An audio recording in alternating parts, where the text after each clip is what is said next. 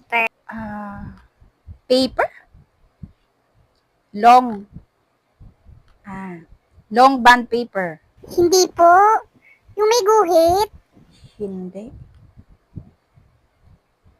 Ano? May guhit na mahabang papel. Yellow pad. Mahaba yon, may guhit. Hindi po yun. May kulay po siya.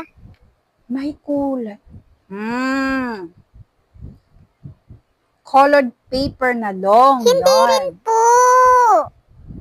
Hindi din. Anong Yung long? pong nilalagyan ng mga papel. Nalagyan ng mga papel.